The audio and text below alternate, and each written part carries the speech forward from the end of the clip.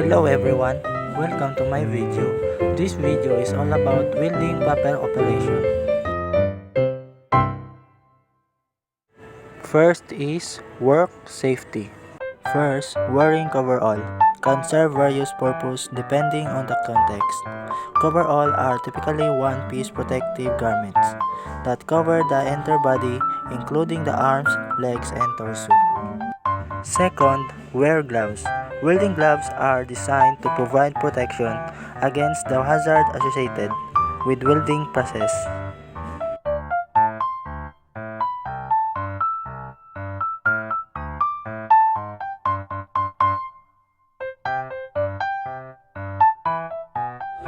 Third, wear respirator.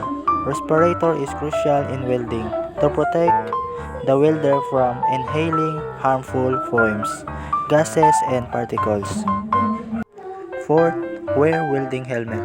Wearing a welding helmet is essential for protecting the welder's face, eyes, and head from the hazard associated with welding.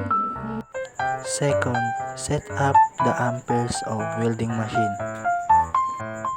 Setting up the amperes of the welding machine is an important step in achieving a desired welding result. And refer to the user manual of your welding machine to find the recommended amperage range for a specific welding process and electrode size you will be using. Next, tacking the metal plate. Tacking metal plates is a common practice in a welding to temporarily hold them together before performing the final weld. Connect the two metal. Hold the welding torch or electrode holder at the correct angle and distance from the joint.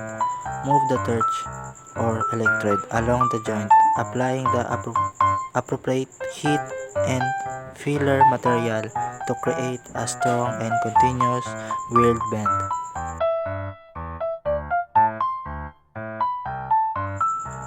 And control the heat input during the welding process to prevent overheating or distortion of the metal. Proper heat control helps ensure a sound and durable weld.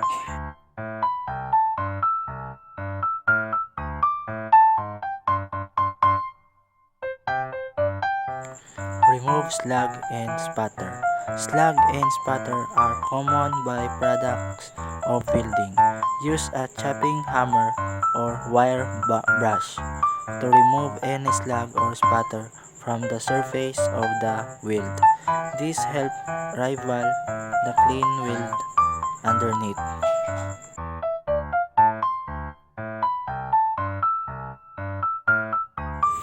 Last, use 5S principles. The 5S principle is the concept of organizing and managing work that originated in Japan. It aims to improve quality, productivity, and safety in a work area or workplace. The 5S represent the following steps. Number 1. Sort or shirey. This step involves removing unnecessary items from the work area. Separate out items that are not needed and create a more organized and clutter-free environment. Second is set in order or Zaiton. This step focuses on arranging items and materials in an ordinary manner. Organize tools and equipment in a manner that is easy to find and access. 3. Shine or Saiso. This step involves cleaning and maintaining the work area. Ensure that equipment, space, and surrounding are clean and well maintained. 4 is standardize or Zaiketsu.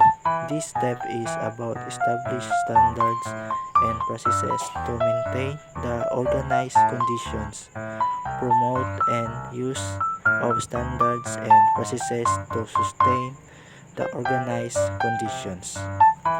5. Sustain or Sitsuki. This step emphasizes the importance of discipline and continuous improvement, encourage discipline and maintaining the organized condition and involving to standards.